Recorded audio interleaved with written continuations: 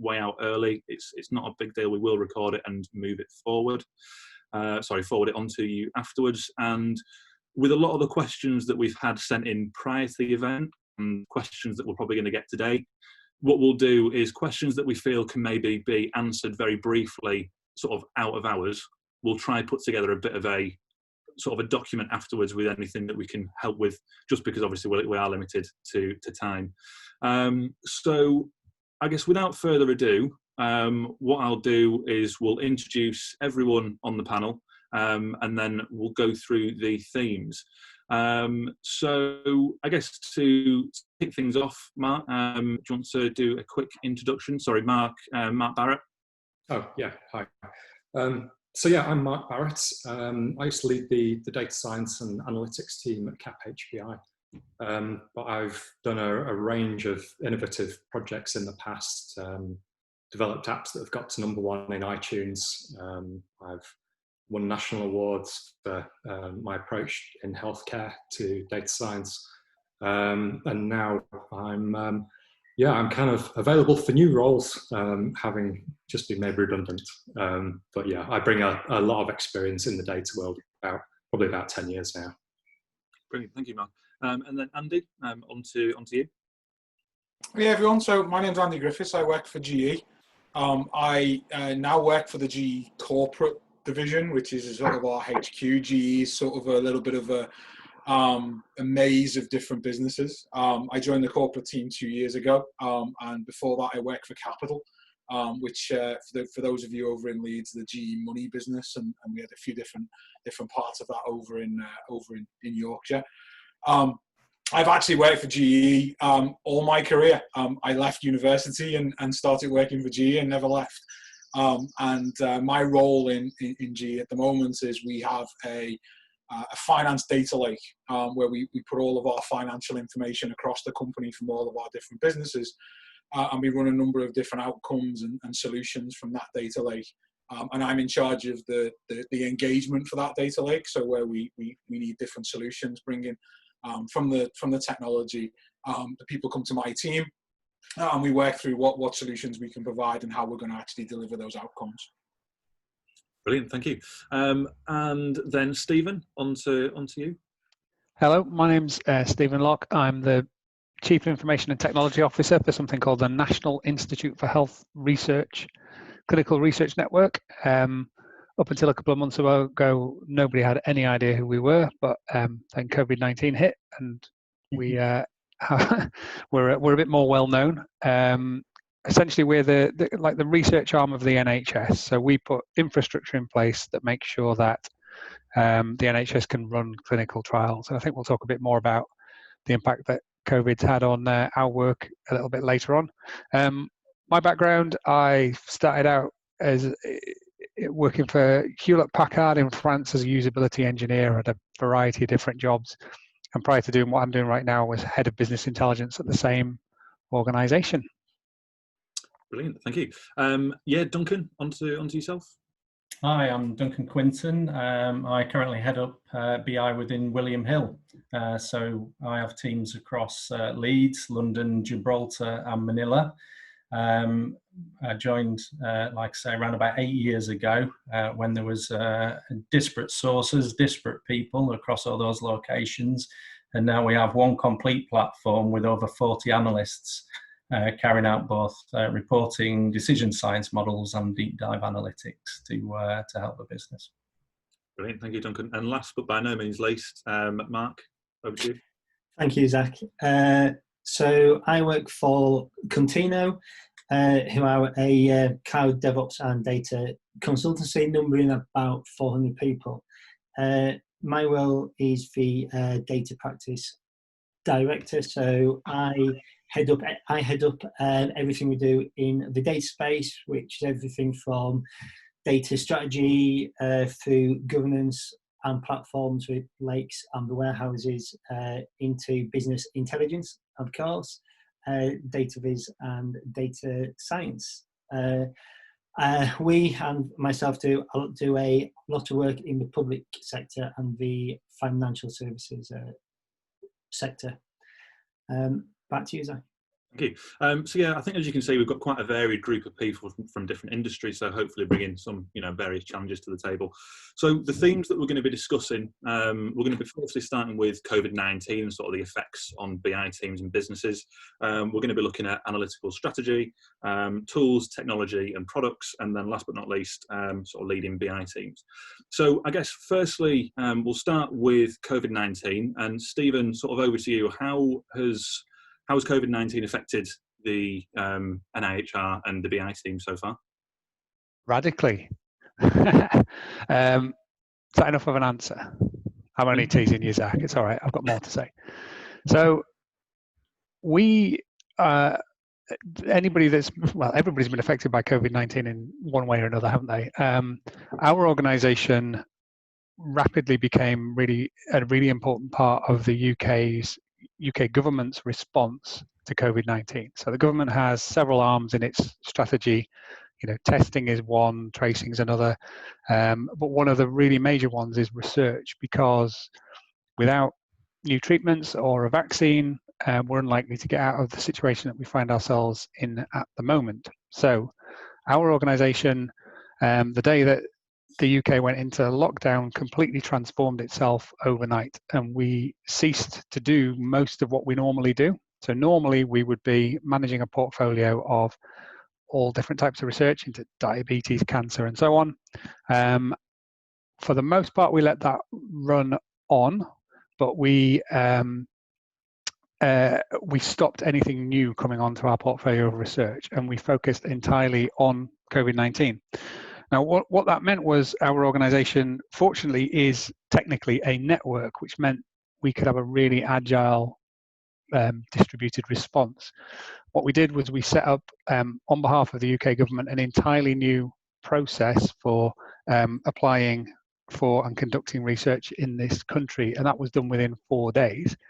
Now, what's that got to do with BI? Well, when you do something like that, suddenly you have a brand new series of application processes. You've got documents to maintain, you've got people that need to know the status of stuff.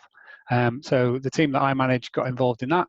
To begin with, it was just a bit of spreadsheet wrangling, but that over time evolved into us becoming the source of information for all clinical research on behalf of the UK government. So we transitioned from being a team that worked generally more on kind of reporting after the fact to doing stuff more or less live, which meant new processes for gathering information from clinical trials. And we now report every lunchtime, 7 days a week, direct to the Chief Medical Officer, Department of Health, Department of Business, various ministers, and so on. Now, normally there used to be a lot of gateways between us and somebody like the Chief Medical Officer.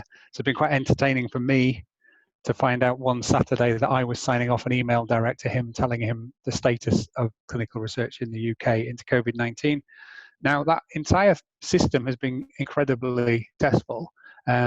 We've just recruited over 73,000 people into clinical trials in the UK, more than anywhere else in the world. And the BI team, through that, has evolved what it does. So once we'd helped initially just managing what research there was, where it was coming in from the world, and giving people dashboards to see that, we started to track activity.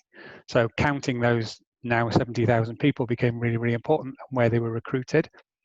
We then built on some stuff we'd done previously to map that, literally using maps in dashboards.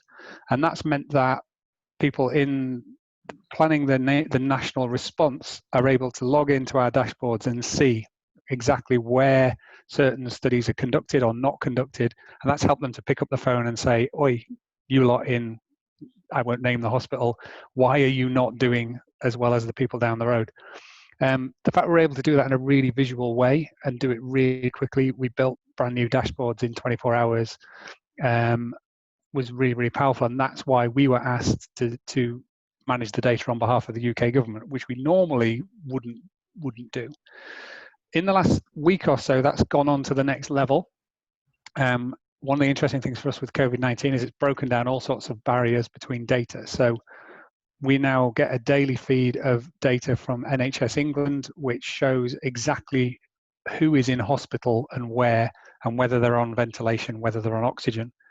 Again, we've been able to map that so that people running the trials can almost live know exactly where to open up the next arm of their study. So if they want to find 30 people that meet a certain standard for treatment, we can show them exactly where those people are.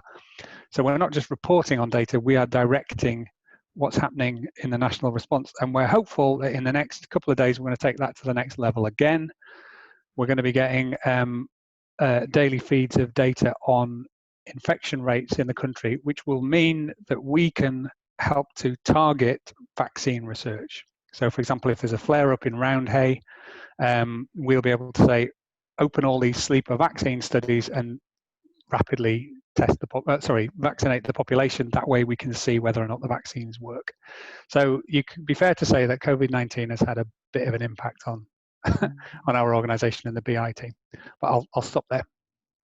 No, thank you. It sounds really interesting. Sorry, Mark, over to you. I was just going to ask, like, how have you found it in terms of visualising first time to sort of very, very senior leaders in the country? And have you had challenges around them being able to understand the data, or has it been pretty straightforward?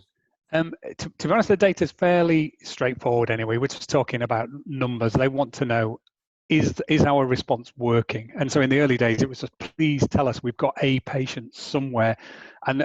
But the exciting and slightly scary for us is, we report numbers by 3 o'clock, and sometimes we hear them on the news at 5 o'clock.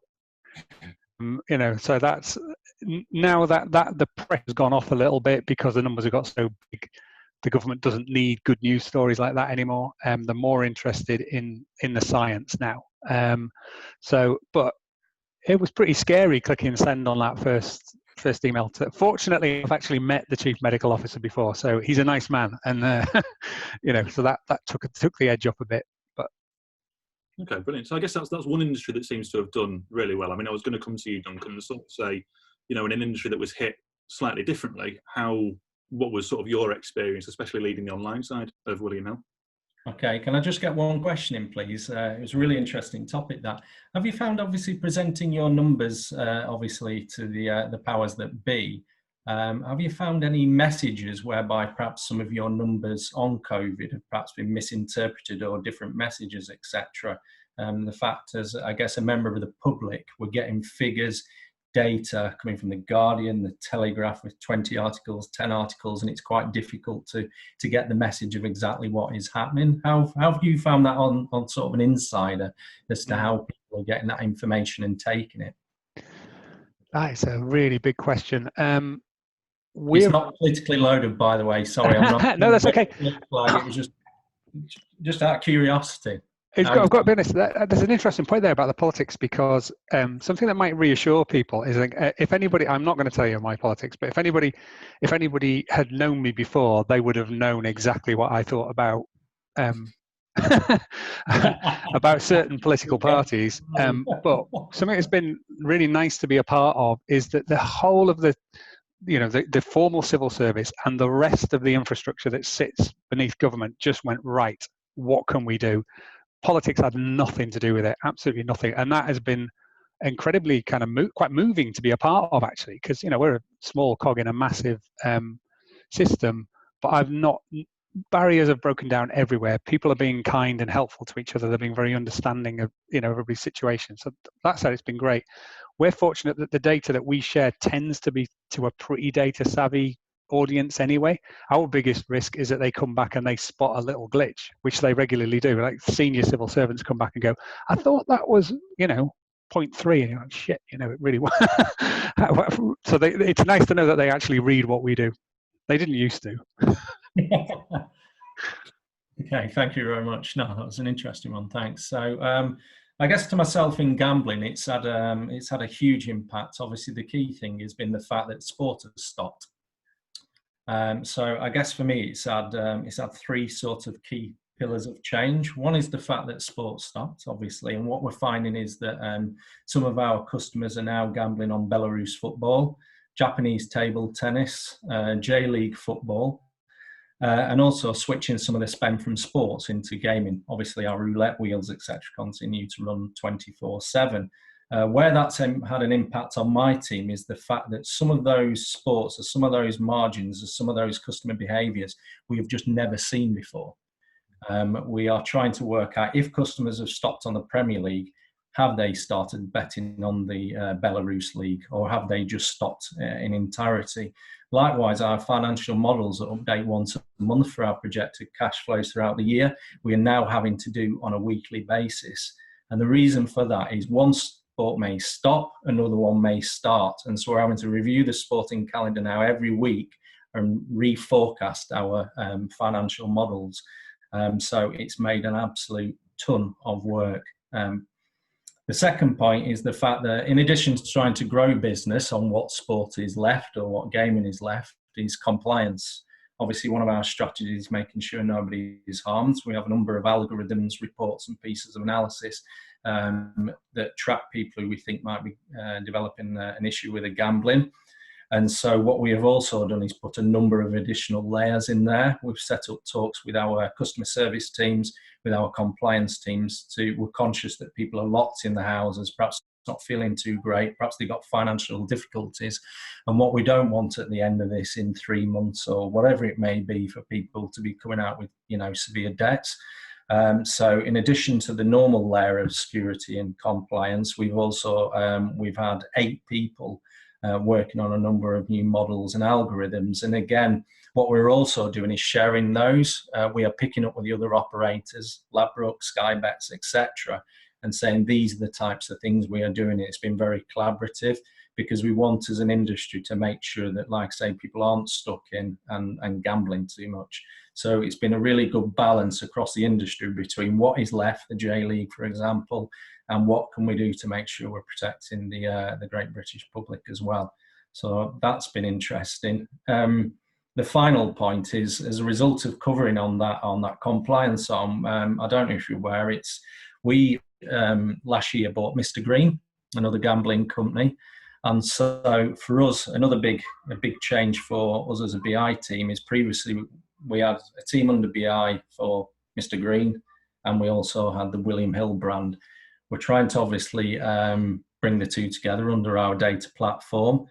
That's still in progress. We've recruited a lot of university students, what we call junior developers, and they are in effect cranking some of that data together using SQL, just so that we can see what people are spending across the brands to make sure that that compliance is fit for purpose. What we have done is realize we cannot wait till the transition program's complete. And so we brought in some new hires. I'm going to recruit 3 more. Got the green light for 3 more today to make sure that we can just have an army of people just cranking things together until the transition plan's complete. So we've had to learn to sort of work at 2 speeds, a bit of rough and dirty now, all hands to it, whilst waiting for those long-term plans about loading that Mr. Green data into the warehouse. So it's been very interesting time. Oh, brilliant. Did anyone have? Sorry, yeah, go on, Mark. Yeah, Duncan, you mentioned there about the change to the data you've seen due to lack of sports, etc. One of the things that I'm interested in and sort of seeing is that for the larger teams that have actually got quite good at modelling and at forecasting, even if we do get back to normal, there is going to be months worth of data that is just going to be so odd. How do you then go and tackle using that data? Do you just not start using it now? And that is presuming we do get back to normal. I know firms that have had to take machine learning models that were actually actively making decisions and just turn them off because it's just too unusual. Correct. So that's a brilliant question, and that goes perhaps, answers some of why with some of the responsible gambling models. We've kept them on, so if people are flagged up as at risk, they will get a call from our customer service teams. But that was exactly the reason. The fact is, obviously, models are trained on behaviour that happens day in, day out, week in, week out, and that is in effect gone out the window. And so we've got now a team of our compliance decision scientists who've had to look for a new normal. And so they are literally monitoring these things day in, day out to say, well, actually, I'm just going to do something as crude as last week versus this week. Has your spend gone up by certain bands? So we have, like I say, it has gone out the window. And I think when the dust settles at the end of this, that is what we are going to have to plan out. The fact that our responsible gambling models, our bet recommendation models, our predictive customer value models, all these tools that we've built over a series of years, we are going to have to clean up, because the data is so erratic at the moment. Hopefully, touch wood, we'll never see the likes of it again. But you're exactly right. We at the moment are doing a lot of things that are crude and having to put a lot of that data in the bin X months' time. Certainly, thank you. Brilliant. We've got a question from the audience for Stephen from Dominic at Places for People. So he says, with the content and solutions being sent to the government, with the rapid pace of delivery, how do you manage the sustainability of the process? I was just finishing typing an answer to that, Zach, but I can do it verbally. That's a really good question. That's why we've been fortunate that as an organisation, and with the support of the Department of Health and Social Care, we could make a decision to completely prioritise COVID-19. So what that meant was every single person in our organisation knows that, and is empowered to make decisions on an hourly basis about prioritising that work. We've had to spin up all sorts of new stuff. So we've got people volunteering into roles to support what business as usual we can't stop, which has freed up some of our really kind of high performing people to particularly focus on this work. So in the terms of our BI team, pretty much 90% of what we're doing now is just related to COVID-19, all sorts of different stuff. That's meant there's some stuff we can't do, but we've gone out to the organisation, and people that are a little bit tech savvy are now working in our team. I've got a project manager I didn't have, and that kind of stuff. We're doing that across the organisation. We're also this is not a BI thing, but it's really interesting that I mentioned that we are technically a network, so we don't actually know how many people work for us. It's probably about 7,000, but they're embedded in hospitals all over the country. I'm in the coordinating centre where there's about 250 people, but we have that culture of working in a networked way, a team of teams. So that means that actually we're very flexible. People are able to move them. We have sometimes 150 people on a daily stand-up, but that is brilliantly managed. It doesn't just cover the activity, it covers things like well-being, training, all sorts of support for staff, because obviously we're working at home as well, like everybody else. So, culturally we were set up for this. We had systems that meant we could work like this. So we're kind of fortunate, but we don't take it for granted. Okay, perfect. Yes, Andy? I think sustainability is an interesting question when it comes to the COVID stuff, because obviously we're all hoping that this isn't the new normal. So I think there's a balance between how much do you actually build some of this stuff to be sustainable over a longer period of time, right? Obviously no one knows what that is at the moment. So I think, as Stephen said, right, for us, the real big thing here has been flexibility. As long as we continue to try to build flexibility into the things that we're doing, we don't know what that new normal is going to be. So, maybe when we come in the next 4, 6, 8 weeks and we start to see maybe what this starts to look like over the longer term, that's when we have to start maybe tweaking some of the more standard processes that we have to make some of the things that we've brought in more sustainable. But flexibility for us has been the key so far.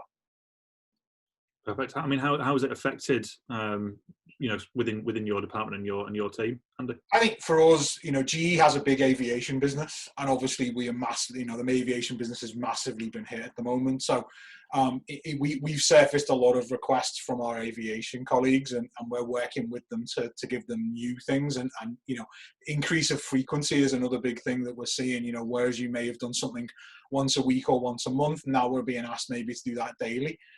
So I think that's probably the way I would say we've seen in terms of the work that we're doing. Increased frequency, same as everyone really. Models sometimes having to get thrown out and start from scratch. And I think that when we look at our outcomes, that's really what we've seen so far. There's been the technology side of things in terms of just the technology of people working remotely, and then the physical things of people working remotely. Not everyone had a great broadband connection. I've got teams in India, not everyone could go home and go on a video conference or have a really sustainable network connection for a long period of time. So they're the things really we've had to deal with probably in the first four weeks of the lockdown type happening over all these different countries. Is how do we actually get people working and get things done appropriately. Perfect. Okay, brilliant. So moving on to the next theme, analytical strategy. So Duncan, sort of question for you, where's the best place for data-driven decision making to take place? I guess if I use my experience at William Hill, I think it depends on the maturity of the business as to where that could be. If you think about how you can get data-driven decisions, that might be you provide the business some dashboards or some self-service tools, or I guess the other end is the fact that you might have an analyst who crunches data and then says, I think you should do A rather than B, or you could push it further and have some sort of model or machine learning that is making your decisions for you. I guess going back to that statement on the maturity of the business, what I mean by that is the fact that if you are putting in your information through dashboards, there is the assumption that somebody else at the other side, whether in marketing, finance, etc., will be using that data and making data decisions that are driven purely through what the data is telling them, rather than they want to do a big marketing campaign or cut costs or whatever it may be. And so it's about, for me as a good analyst, is someone who understands exactly where that business unit and that recipient and that customer is. And therefore, from the back of that, we'll realise what is the best delivery of mechanic to change those decisions. Okay, perfect. Yeah, go on, Mark. I was going to say, I've been on quite a few calls recently where people are now starting to talk about the power of storytelling with data. And I think that really goes hand in hand with business making decisions. So the way I always approach things is try and think of what's the emotional response someone's going to have to this information, because you can often have really good solutions that are massively complicated, but if the person isn't invested in it and hasn't been taken on a journey that takes them through each step, not necessarily a really granular detail, but like a story, you take them through each level, and then at the end of it, you get the right answer. And I think I've seen that being a really important part of data science and data analytics. And when people put thought into it around their data visualizations, to take them from one step to another, then it almost becomes a no-brainer to do the action that you know is right as an analyst, but the business has to buy into. Yeah, that buy-in is exactly it. It's about looking around your business and saying, where do we think we are? How receptive will people be?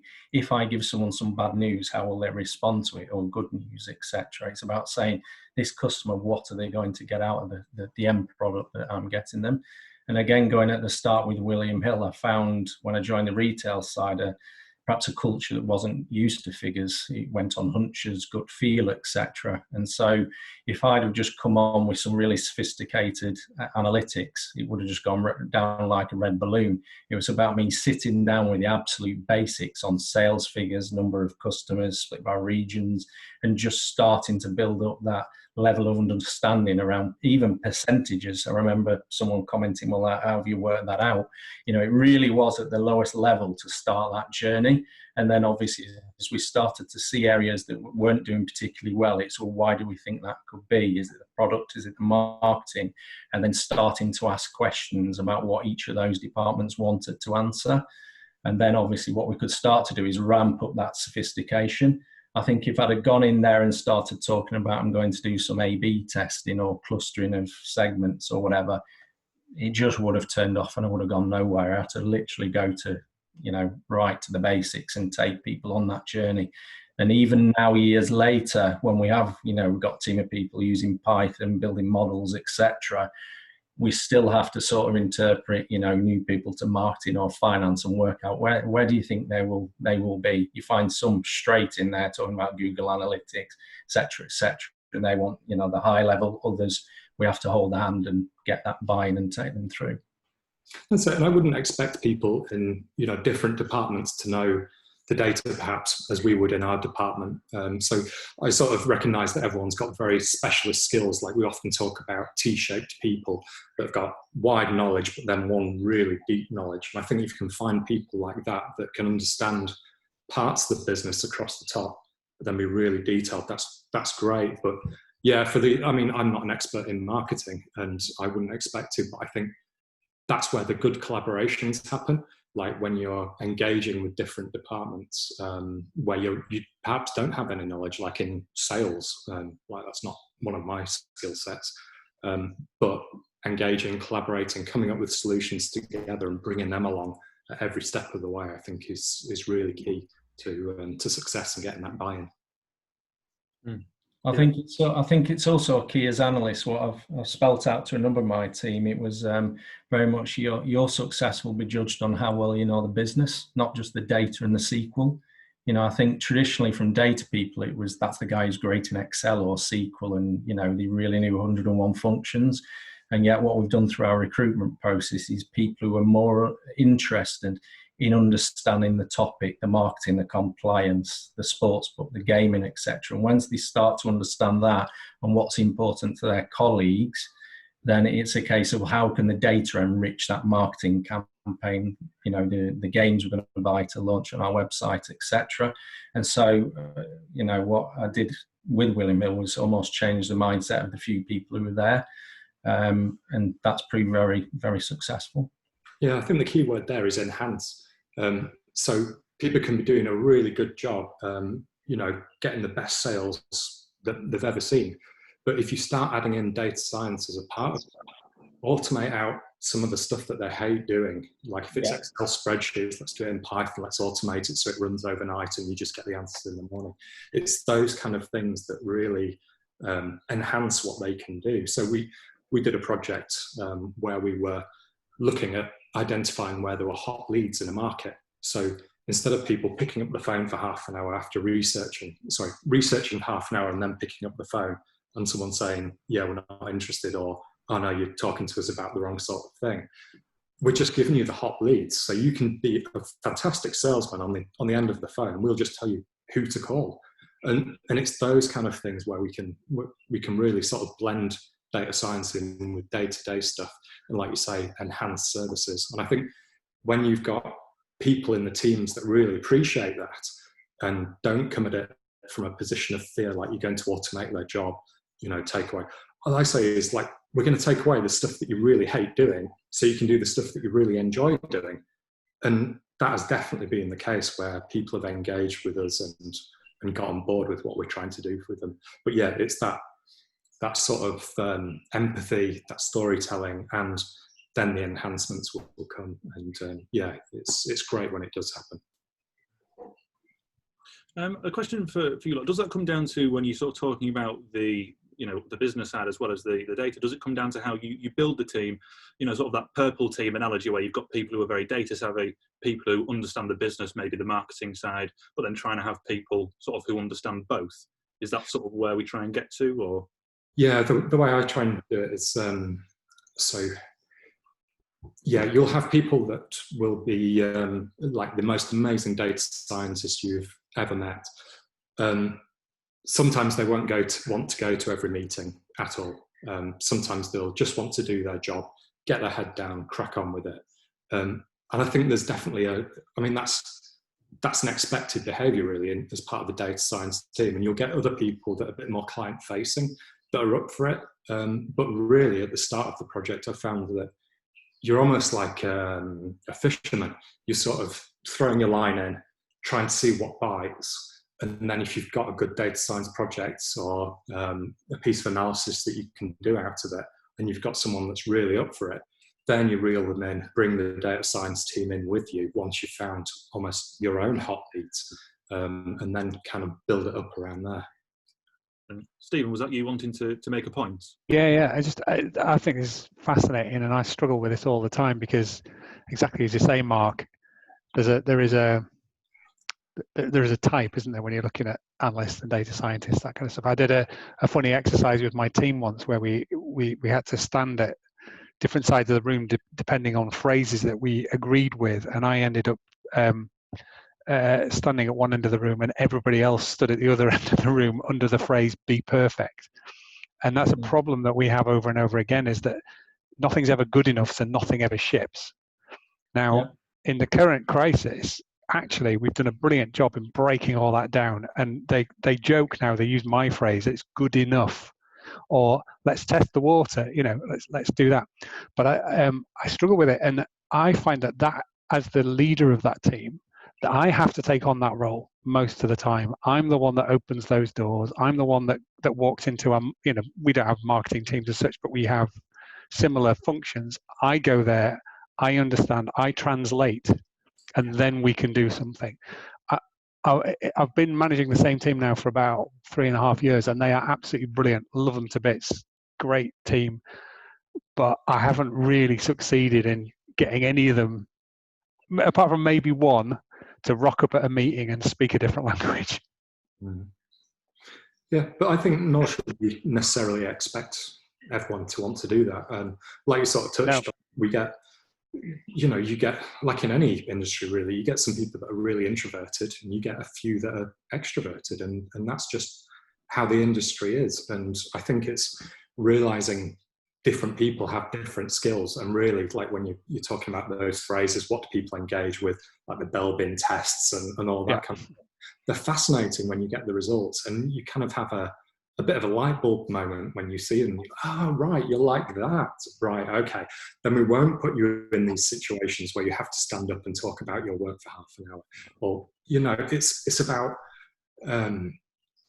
empowering, but through their own way, if that kind of makes sense. So letting them get on with the stuff that they're really good at, and then almost shielding them from the stuff that they absolutely hate doing. And I think I'll touch on that when I'm talking about the leadership stuff later, but that is an absolute crucial role, I think, within data science.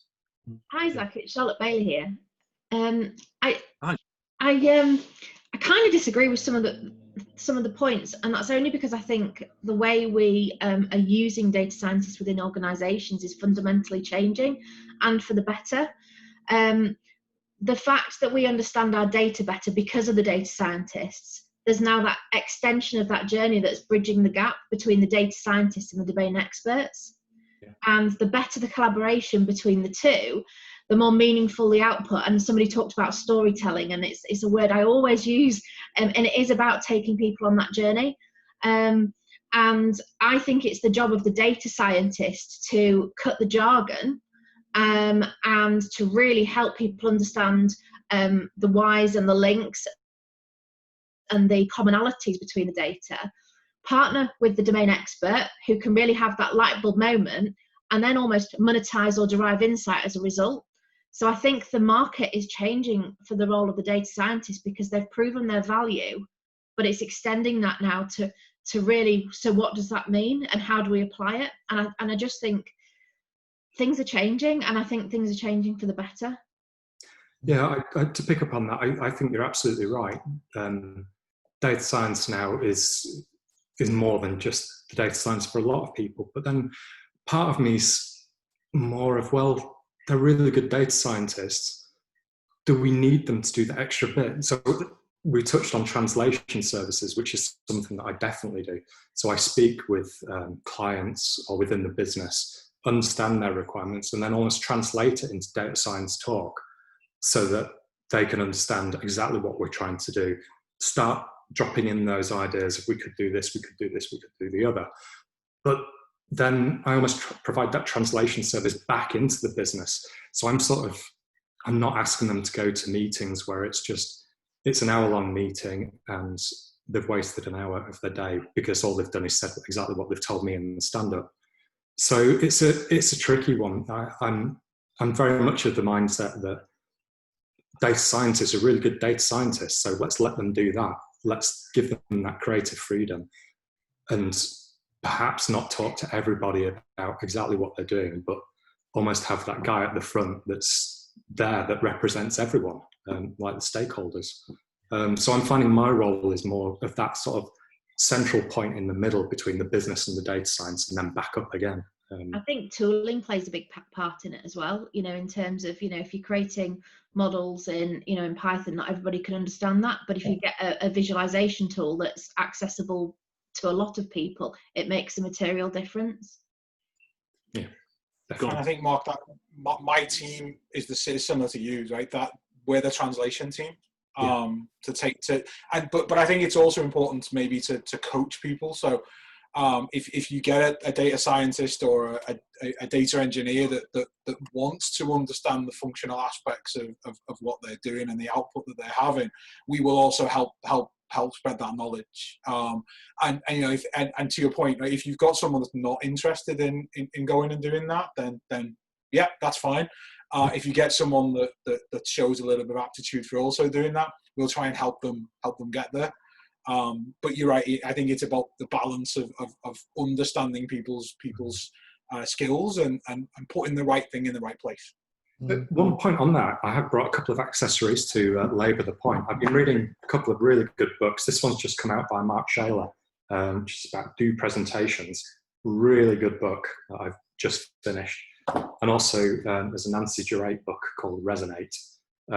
They're both really good, engaging books about sort of getting you into a place where you can present and tell stories in a really engaging way. So especially the Mark Shaler one from the Do Lectures.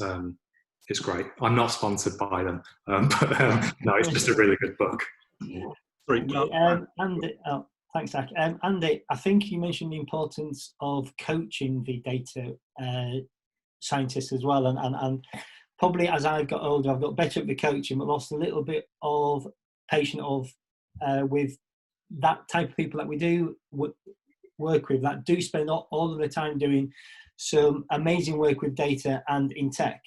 But I'm rather missing the point of what needs to be delivered, and going to Stephen's point of, well, it's good enough, because often having 100 models which are good enough delivers a lot more value than one or two that are completely great.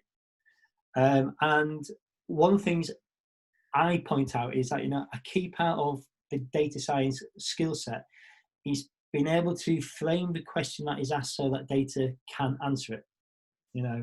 Don't expect to be asked a question or to come up with a action that is straightforward. You need to be able to talk to those domain people and understand the ins and outs of what they need. And actually, as part of doing that, often, yes, if you are telling a story and you have the data and you can point to some graphs or some heat maps or whatever, and ask that domain person, do you have any idea what can be causing this? Like, it happened to me when there was a trend that was every other Thursday, and it's like, this doesn't make any sense. It's a blip, what is it? Is it the data? And the domain expert went, that's the day benefits are paid.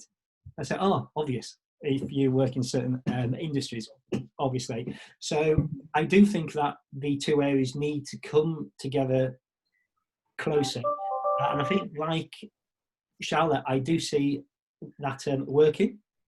And it does often, though, come down just having to sort of like coach and point out that data science doesn't deliver any value. It's the people you're dealing with that are actually going to deliver the value that comes from your model. Brilliant. Sorry, just in the efforts of saving time, everyone, just because we've got a couple more themes to get through. If there's time at the end, obviously we can come back to some, but we've just got a couple more themes that we outlined. Speaking of which, Mark, obviously the next one comes to you anyway. The sort of future of tools, technology, and products. What sort of trends have you been noticing? The future. I think one trend which is certainly here to stay is sort of like cloud. It's now been with us for quite a while, but I think it's more than just the infrastructure you get, even though it's great having scalable storage and compute. It's the myriad of services and products that we are also getting there as well. You get very easy access nowadays, to everything from a data lake or a data warehouse through the BI tools and data viz, down to quite advanced machine learning services, so, if you want to do natural language processing. You don't need a feature service anymore. There is a service that will do that OCR, translation, whatever you need. You know, and that is really making it a lot easier to see machine learning everywhere. It's getting embedded further and further up those tool site chains.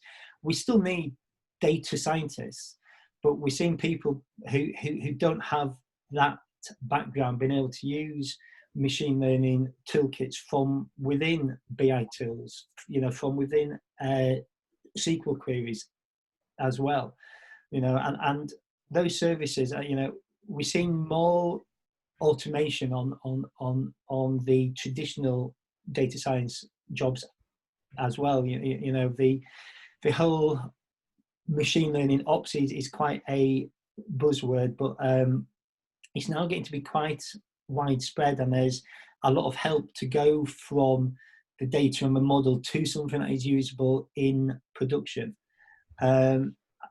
And that automation is going down to helping the data science with auto tuning. Perhaps even further, we're seeing auto machine learning as well, where you have your data and you point a service at it and it discovers your problem and your solution. Now, there's obviously a lot of hype in there and a lot of risk, but you know, there is certainly some sort of like help there. And I think finally we're seeing tech now really start to help us out from a data governance point of view as well. And it's often easy to talk about the whiz bang data science and reporting side of things, and I forget that we need to underpin all this with data governance. And our data is growing and it's getting more complex, and some of the tools have struggled to keep up. And I think another trend, I'll perhaps just say tweak in focus. So, we are used to talking about the data reporting, analysis, the prediction and the prescription. But I think you're seeing a much more use of data intensive applications as well, and not just single view of customer and master data management. Really a hybrid between the data team and the data tools and the software engineering and the customer facing apps and products. And that's often based on perhaps a final trend I'm going to cover, which is these are based on faster data, on streaming data, and all of these tools that I've talked about, so many of them are now available to use in a streaming way. So you can run machine learning on streaming data, analysis on streaming data. You can get your actionable insight on the data that appeared to you a second ago. And that is a trend which is going to be keeping us all busy, I think, and is certainly on the rise. So that's my 2 minutes on the future of tech, or what I can see now might be a better way of putting it. Did anyone have any points on that? Or I've got some questions, if not. I think Zach and Mark, I think it's going to be the situation with COVID has slightly changed the investment landscape, I think now, with from a tech perspective. So I think where maybe we were getting a little bit back after the crash back in 2008, and it felt we were getting more back into a little bit more of an ease of exploring technology, maybe for more technology's sake. Something new and shiny, and we could give it a try out. We could get it working. We could see how it performed. I think now we're even starting to be a little bit more of we're having to be a lot more defined in how something is going to help us in order to get the investment, not just from a monetary perspective, in terms of the direct bills that have to get paid to do this, but even with the time from people to spend on that. So I think we're being very careful to look at where we're investing in new technology that we're outlining our expectations of where that's going to help, either in terms of efficiency, cost saving, new solutions that people are asking us for. But we're really trying to strongly align that new technology with the business outcomes that they're trying to drive, and making sure that they match a little bit more upfront than potentially we were, even just 6 months ago. Yeah, Andy. I think I've been slightly surprised, and I shouldn't be, because I started work in the space of how many companies suddenly discovered that actual fact they were running their company at least semi-blind, and needing to know the impact of a major change. Well, to be frank, you didn't know when X factory stopped producing particular widgets. Now you want to know how many people turned up for site work. It's like, well, there's an end of month report that might tell you about it. And no, we need to know how many people are ill today. It's really important to us. And so I am starting to sort of like see investment in core data abilities, because there's been a rude awakening, and it's been the same for those firms that haven't really invested in being able to work from site home and elsewhere, who have also gone, well, we knew that our VPN needed more capacity, but we put it off for site 3 years, and now they just had to crash it all in, and we built out virtual call centers and virtual workspaces all over the site place. And data is now being the same. It's going, actual fact, we do need to have a view on how our business is functioning now, and it is now important, because we can't just leave it to tick along, because everything's changed. Yeah, no, that's good. That's a good point. I think there's no shortage now of use cases. We just got to make sure we pick ones that we can be successful against, and line that technology choice up with those outcomes. Yeah. But I think you need to align as well your data strategy with your technological strategy, because the sort of the convergence of your cloud strategy and your data strategy, or most likely your cloud strategy, you've got products like Snowflake, Redshift, things that are not that new anymore, but more of the public are adopting those type of technologies, completely transforming the way we aggregate, consolidate, and transact with that data. And the elasticity of these things as well means actually your cost base can be quite low. And I've certainly found that bringing all of that together makes a material difference to not only the integrity and the quality of the data, but actually the understanding of that, because you're bringing it together. You're driving insight that perhaps you've never capitalized on before. Yeah, I agree, and I'm actually seeing more and more data teams that are leading the actual tech conversations as well. They aren't, I'm not going to say second class, even though I thought about it, but they aren't following on into a tech strategy. They are sometimes leading because they need the capacity, they need to train models. And actually, often, even though a firm might already have the use of one cloud, the data team might actually say, something, we actually require access to different service and abilities, and they choosing their own cloud as well, which is an interesting trend I've seen. Brilliant. All right, thank you. So moving on to the sort of final theme. So for Mark Barrett, in terms of leading BI teams, when leading BI teams and projects, how do you sort of measure the business impact of each of those projects? Yeah, so there's a couple of things in there. So I think one of the most important things when you're leading a BI team is to really empower your team. So to take ownership of projects, kind of really early doors all the way through. And that involves giving them a lot of creative freedom on things. So I often think that, you hire people that are better than you, that are real experts in their field, that have got PhDs coming out of their ears and are just smart people. What we don't want to do, or what I don't want to do, is rather tell them what the solution is right at the start.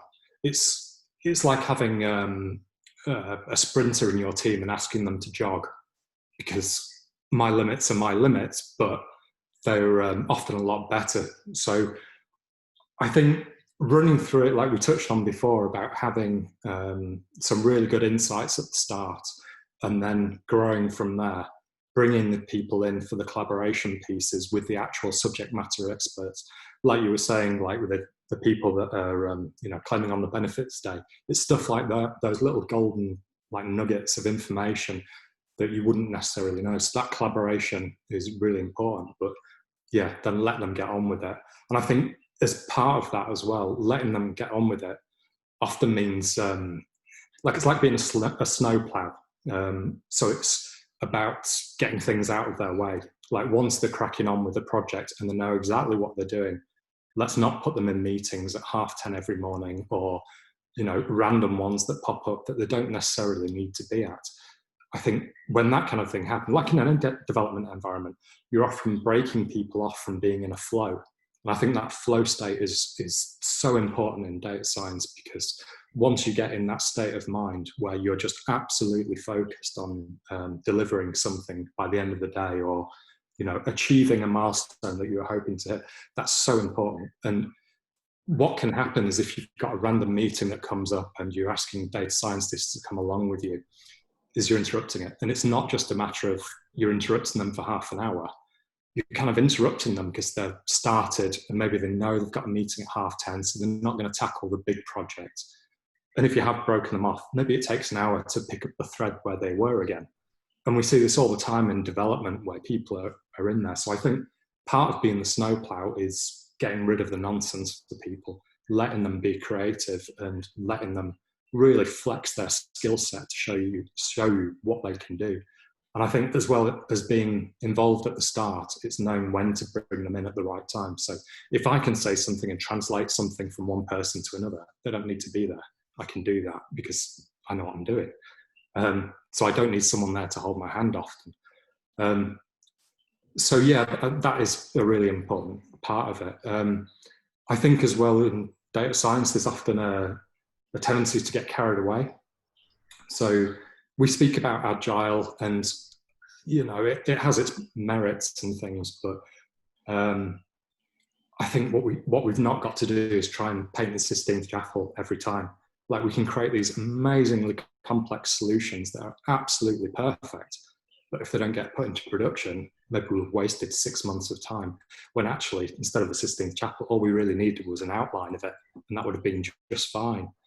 So when we come to measure like the value of what they've produced, has the project got into production? Is someone using it?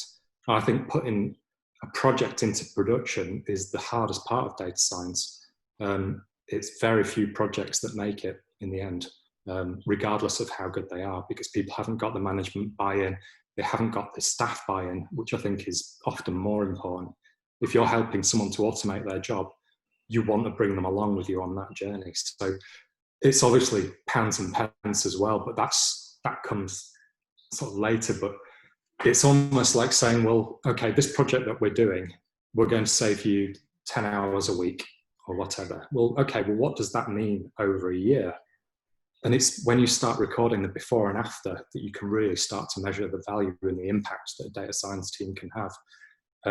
And by doing that, obviously, when it comes to recruitment time and you're asking for more staff, someone's saying, well, what have you actually achieved? You can show them and you can say, well, I've saved 2,000 hours in regular time. We've generated 2 million off the back of it. We've done this, we've done that. I think as any data analyst, data scientist, you've got to record these things and see it as a good part of the project. That could probably be done at management level again, rather than at data science level, because you're trying to get rid of as much stuff away from them as you can. So I think that's how I'd measure it in a sort of winding road kind of answer. But yeah, it's so multifaceted, that question. Sorry, Stephen, you had a point earlier. Yeah, the more I hear Mark speak, the more I think I just want to hear Mark speak a bit more. And also, can I just please make a nomination that the next time that this happens, Charlotte is front and centre and on a panel somewhere, please, because I'd love to know more about what Charlotte has to say. My point was just going to be, I totally agree about the flow thing, Mark. And one of the things that I try to do however, is to stop the disappearing down a rabbit hole thing, is when I do check in, constantly reiterating the higher purpose. What's the organization really here for? And that helps. It just, it stops things going off down into, pure science, and brings people back, and it's very motivating. Yeah, absolutely. I mean, ultimately, like you say, it is about results, and that's what you're hired for. And we're not paying decent salaries for people not to produce things that have an impact in a business. So it's not about creating the final solution on day one. It's about doing that iterative, agile approach to it. And I think, that helps in so many ways, not in terms of just getting something, like you're saying, like quick and dirty out into the marketplace that will do the job from now, and people can see it and feel it and touch it. And then you can say, but what if we just did this and then that and then that? And suddenly you have got the full data science project, but it is a process. There's a tool I've been playing with recently, and it's probably something just to mention. It's called Lumen, and it's by a company called Bellrock, and it's based up in, I think it's a Scottish university. Anyway, it's about how to get your data models live faster, and it's almost like an aggregation tool. To be honest, it's quite complex. It's very educational in terms of the level of evaluation analysis they're doing, but the speed to get something to deploy and to derive insight is minutes. It doesn't require any coding experience. It's probably worth a look for people that are struggling to get it live. Do you want to share a link in the chat for everybody? Yeah, I will do. It's, as I say, it was just something I'd seen, and it was quite refreshing. Right, go on, Duncan, I know you were. I think it was a really good point you raised there, Mark, around that ROI of what we do. And that's one way that I've tried to get the analysts to get the buy-in from the business before they start. So we don't end up with those pieces of analysis after 2 weeks, 3 weeks, or whatever, just sat there. It's a case of going to that person and saying, what do you want to get out of it? Well, I want you to automate this spreadsheet. Right, what can that do? That saves me 1 FTE a year. Okay, I might save £30,000 there. And ultimately, at the end of the year, well, every quarter when we have one-to-ones and reviews, then the analyst can bring back and say, I've changed that campaign from A to B. That's £1 million. I've saved 10 headcount or whatever it may be. And that ultimately is what we then put together to the business to say we want more headcount. Or if, for example, I can only do that once a week because I'm running it manually, I need a new server, or I need this, or I need that. If we could do that every day, it should work out at £3 million. It's going to cost you 100,000. It's got a hell of an ROI. And I think it's really key that it helps focus on answering those real business questions, because you are trying to get that, your North Star is that ROI, rather than I just want to do some clustering because it's cool, or do some SQL because I can get something to run in 3 seconds. It's really, that is the business case. I've set up what the measure of good is before I start. How well did I do at the end? And therefore I can go back. And hence why, here, for example, the team's gone from literally a handful of disparate people to 40 plus, and we spent millions on tech by crude ROI, take it back to the customers, and then come out with, the asking bowl, the begging bowl sometime later, and then it just repeats. I think it's in the analyst's interest to do that anyway, because when it comes around to pay reviews, that's what we do. Yeah. One-to-ones, bonuses, pay reviews. Don't just say, how have you done this year? Brilliant. It's a case, right, you were doing X, Y, and Z. Let's have a look at what it's done. And so everybody has their own little folder where they save on a spreadsheet, I've done this, £1 million, whatever, and starts to build that up, and it builds into that whole storytelling of the department in general. And then when we're looking to start to shift things, I think it was a good point by Charlotte earlier about changing some of the tech roadmaps, we can muscle in by saying, look, we're worth X £1 million or whatever it may be. And so we'd like a seat at the table. And so that's something right from the off, when perhaps data wasn't used at all from William Hill. That spreadsheet of I've done this, it's 1 million here, 100,000 here. Some things didn't always work, but we were able to take it and say, look, if we got more of this running every day, etc., you could scale those figures up. So it's really key. That's another good point, because we haven't really spoken about failure in this conversation. And I think failure is a really important part. And again, we talk about creative freedoms. But I think as part of that, it's knowing as a manager when something is going to fail and saying, okay, we're trying to be really bleeding edge on this project. And if we are an innovative team, failure is part of the process. And getting that understood and having a managing director that's on board with that is amazing. When it happens and they say, we want you to fail, because if you are, then you're really pushing things for us. And it's just part of the process. And I think when people get comfortable with that, that's when you get some really nice magic happening. I think, Mark, just to pick up on a point you mentioned about meetings, the situation, the COVID situation, actually, we took a really, really good look at meetings. And we've literally now said, if a meeting is just a review, we're not having it, right? We have, unless it's a management, review or a senior review, I don't need you to come on a call and tell me what you've done when I can read it in a document or in an email or something that you've already sent me. So we've really took a hard look, and again, I think from a management perspective, it's important to help that as well. And if you see meetings that aren't really driving value, then get rid of the meeting, or change the agenda, or do something to make sure you derive value from it. We sort of played around a couple of years ago with trying to assign costs to meetings. And how much does it cost to have 10 data scientists on a meeting in terms of their salary for an hour? It's very difficult to do, but I think when you're trying to see what does your cadence look like, how can you help manage the team in that way, it's a useful tool to start looking at and say, okay, do I think that's worth that value of having that discussion or not? And that can help target things. Great points. I think obviously we've already run over by 8 minutes. I'm just conscious that people have probably got meetings. I didn't even ask, the panelists if they could even stay over the hour mark. But I think it's been really, really great conversation. Thank you for everyone for joining. This has been recorded as well, so anyone within your teams or colleagues that might be interested, we will be able to send this round to you. I'll take sort of notes as to all the chat that we've had as well, and we'll be able to send that round because it's answered some quite interesting questions. And I'll be sort of calling round everyone and getting feedback. And if we want to do another one of these, then let us know, and I'm sure we can organise something. But thank you very much. Thank you, Zach. Thank you. Thank you very much. Thanks, everyone. Thanks, everyone. Stay safe and have a good rest of the day. Thank you. You too. See you later, everyone. Bye. Bye. Bye-bye.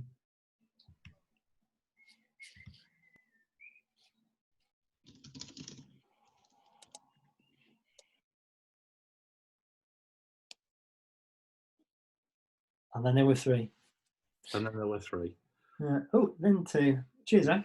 With everything. Thank you. See you later. Press stop recording. Yeah. I'm going to get off to one of those meetings that we were just talking about. Brilliant. All right, Mark. I'll see you later. Yeah. Cheers.